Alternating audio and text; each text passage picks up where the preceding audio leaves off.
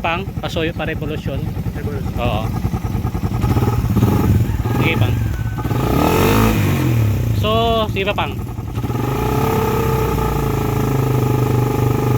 12.6, 12.7 lang. 12.7 mga paps, okay? So, kita nyo mga paps, hindi umaangat ng 12. Hindi pumapalo ng 13 mga paps. Mamaya, pag natapos natin full wave, tataas yung mga paps, papalo yan ng 14. Susubukan natin ng kunan ng reading mga paps. Ay, ito, naka-ID lang yung mga lodi ha. Hindi tayo nag-rev. Ayan. 14.9 mga paps, 14.8.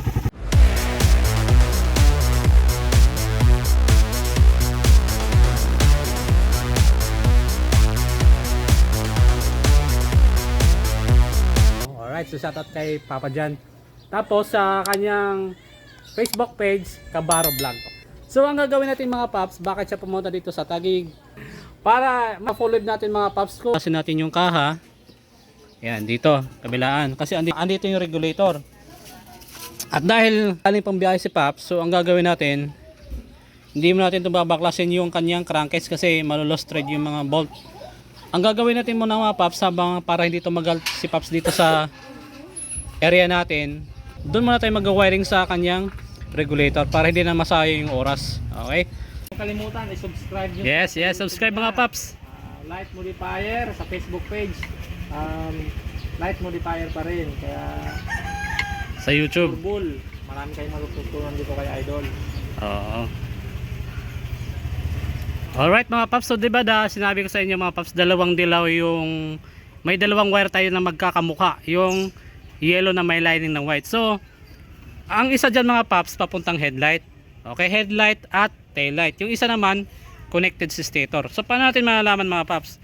Through multimeter malalaman natin kung saan ba yung sa dalawa nitong dilaw na may lining ng white ang galing stator mga Paps. Okay, so unang gagawin nyo, kailangan nyo na multimeter mga Paps, nakaset siya sa continuity, yung may ohms, tapos may beep. Okay, so itong wire na itong mga Paps, ito yung white na may lining na red at yellow na may lining na white, galing yung stator mga Paps. Okay, so tinanggal ko, ito yung connection, pinaghiwalay ko mga Paps, tapos yung kabila, itong side na to, ito yung galing stator, tapos ito naman papuntang regulator. So i-check natin mga Paps, saan dito sa dalawa na dilaw na may lining na white yung galing headlight at galing stator mga Paps. Okay, malalaman natin dito mga Paps kung saan yung ikakabit natin sa regulator. Okay, so isang dito ikabit natin mga Paps, yung isa, ayan, yung black probe kinabit natin sa yellow na may lining na white, tapos yung isa tutusok natin dito. Ayan. So tusok natin mga Paps, wait lang. Okay na Idol, hawakan mo siya. Ayun pang, pasuyo mga pang. Ayan, tusok natin dito mga Paps. Ayan, okay, thank you Paps. Yung negative probe ng ating tester mga Paps, tinusok ko yan sa yellow na may lining na white na wire. Galing po yan ng stator. Linya po yan ng stator mga Paps. Hello. Ilagay natin dito. Pag tumunog yan mga Paps, yan yung ikakabit nyo sa regulator ha. Ito. Yung isa, so hindi siya, walang siyang connection mga Paps. Yung isa, ayan. Kita nyo? Dito. Ayan o. Yung isa, ayan. So nagkaroon siya ng reading mga Paps, 100 ohms, 9.9 ohms. So ibig sabihin, yung yellow wire na to mga Paps, ayan, na yellow wire na may lining na white, at ito connected yan sila mga Paps, ito. Ayan. So ito yung idudugtong mo dito sa yellow galing regulator mga Paps. So ito siya. Ayan. Pag ganoon mo yan. Tapos diba, ito siya. Okay, nadugtong mo na yan mga Paps. Kasi hihinangan pa naman natin ito mga Paps eh. Demo lang ito. Tapos yung isa mga Paps, ikabit mo to ngayon sa accessories line ng itong wire na hawak-hawak ko mga Paps, yellow na may lining na white. Ito yung ikakabit nyo sa accessories line. kulay orange yan mga paps. Ito na yung panibagong linya ng ating headlight at taillight mga paps. Nung hindi ko pa yan pinaghihiwalay mga paps, magkakasama yan sa linya ng regulator. Suzuki.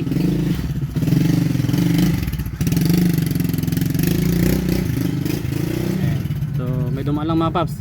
So yan, di ba, nakabit na natin, nadugtong na. Yung isang yellow na may lining na white, ikakabit mo to mga paps sa orange wire ng Suzuki papuntang susian. So ibig sabihin, pag on mo ng susian, iilaw na si headlight. Okay? So ganun yung mga paps, battery operated na yung headlight ng Suzuki. Alright, so ang gawin natin, hinang mo natin mga paps at ipagdudugtong natin at hihinangin. Okay? Mga followers at Pag uwi mo ng Pilipinas, magpapapulweb ka, punta ka lang sa akin at ako lang magpapulweb. Joke lang. Ito si Idol. Legit yan. alright.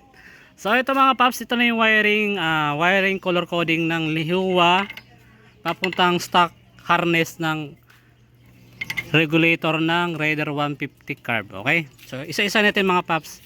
Yung black wire ng regulator ng Lihua, nakakabit yan sa orange wire. Okay? Saan ko kinuha yung orange wire mga paps? Dito sa linya ng CDI mga paps, may orange wire dyan. Okay? Pag binalatan nyo yung balat na goma, makikita nyo yung orange wire. Doon na kayo mag-tap mga paps. Dito para sa black wire ng regulator ng Lihua. Okay? Tapos yung isang linya ng yellow wire na may lining na white, connection na yan ng headlight at taillight, pinagsama ko mga paps sa orange wire. Okay? So ibig sabihin, pag susi mo pag on mo ng switch dito sa headlight para sa Raider Carb 150, pag on mo, kahit hindi pa umaandar yung makina, iilaw na yung headlight at taillight natin. Okay? Pag on mo ng susian, kahit di pa naka-andar yung makina, iilaw na yung headlight at taillight mo. Okay?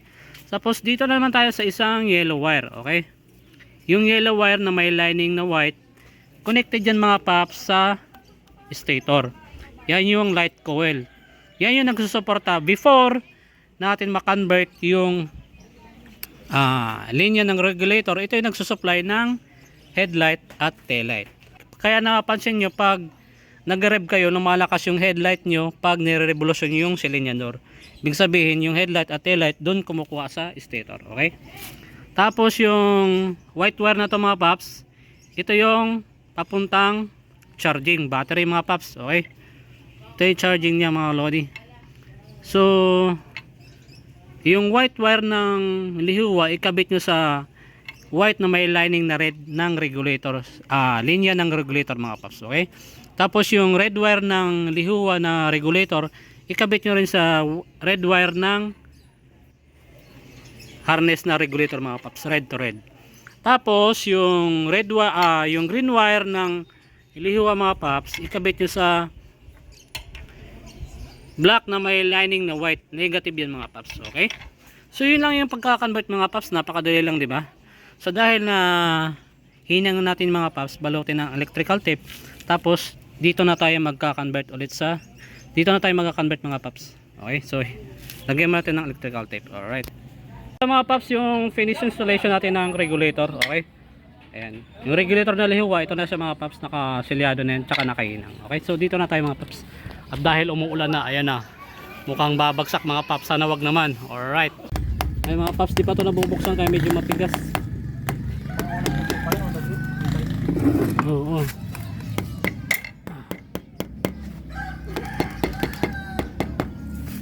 Ayun mga lodi paps, so pag nagbaklas kayo ng left side crankcase mga paps sa Raider 150, sakaling may malaglag, ito lang yun, idle gear. So balik nyo lang mga paps. Ayan. Diyan lang yung nakapwesto para yun sa starter. Okay, ito naman mga paps, dito tayo sa pinaka stator ng Raider 150 carb. Okay, so tandaan yung position mga paps ha. Dito nyo malalaman kung saan kayo magpuputol. Okay, dito yung wire nya. Okay, tapos yung dito yung tawag ito idle gear, nakapwesto. Yan, pinakabutas ng shaft. Yan mga paps, diba dyan pababa. So yung pinakakaliwa mga paps, ito Itong tinuturo ko ng Phillips screw mga paps, kung saan nakakonect ang dalawang coil, tatanggalin nyo yan sila dyan mga paps. Pero dapat magkasama pa rin. At nakahinang silang dalawa. Yung dalawang magkadikit na coil. Ito yung paputulin nyo. Di ba nakahinang yan mga paps? Nakahinang, di ba? Aalisin nyo sa pagkakahinang mga paps. Ito lang. Pagkatapos yun na aalis yun sa pagkakahinang mga paps, dito naman yung, dito rin kayo magpuputol sa isa. So ito naalis nyo sa pagkahinang, ito rin aalis nyo sa pagkakahinang mga paps. Itong tinuturo ko ng Phillips screw mga paps, sa gawing pinakakanan, aalisin nyo rin dyan mga paps yung isang coil. Aalisin nyo mga paps sa pagkakahinang. Okay? So, hindi na siya nakakabit.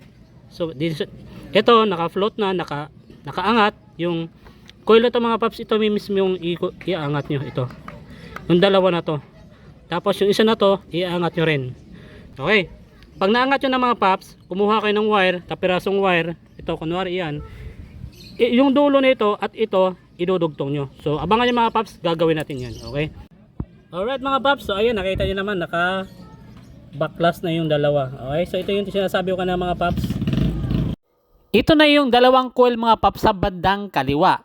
Dapat pag naangat yun mga paps, dalawa sila talaga, bawal isa lang mga paps, dapat dalawa silang magkasama.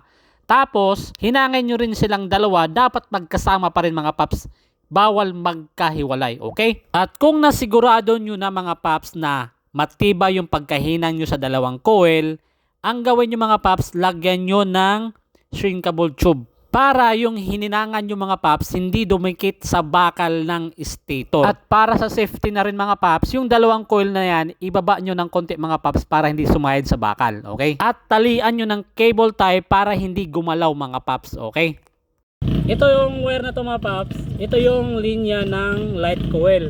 Ito, yung dilaw na may lining na white. So ito siya mga paps. Okay?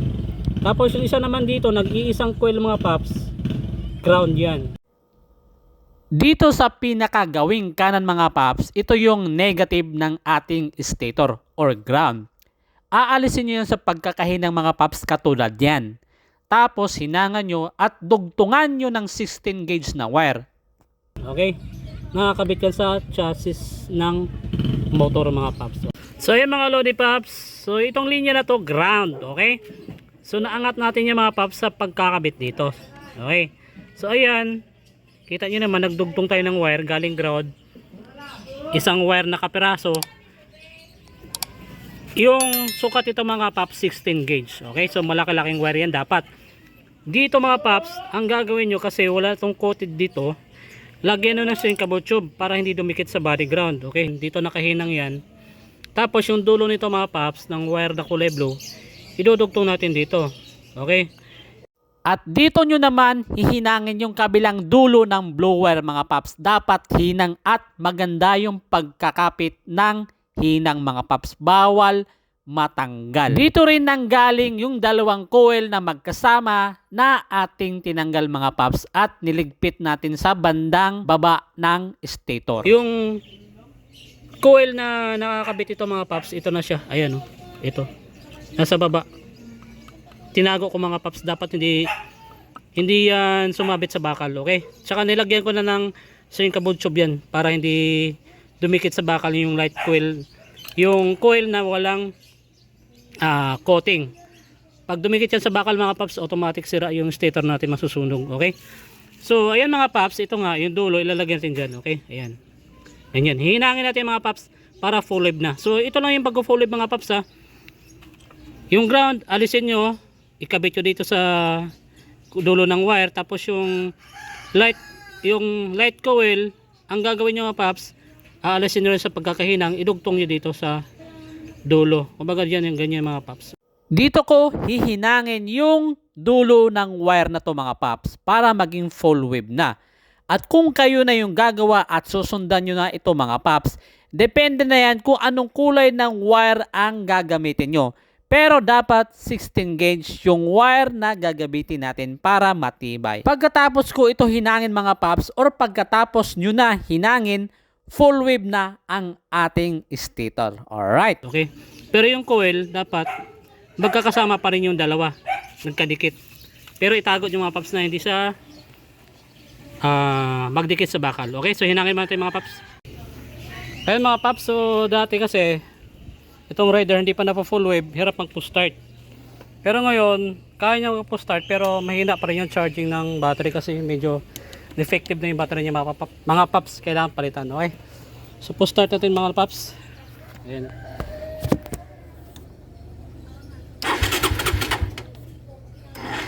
Ayan, hindi kaya pang. So ayan, hindi kaya mag-push start mga paps, ibig sabihin medyo hirap yung battery nito. So subukan natin i-kick. Pang, pa-kick nga pang. Kukunan natin ng reading yung battery na patunayan natin na may sira na siya. Ayan.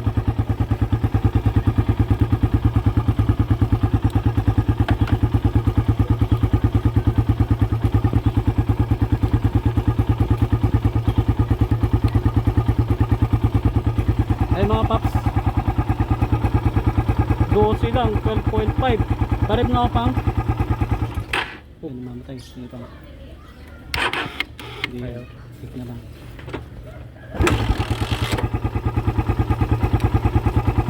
Parib ako pa.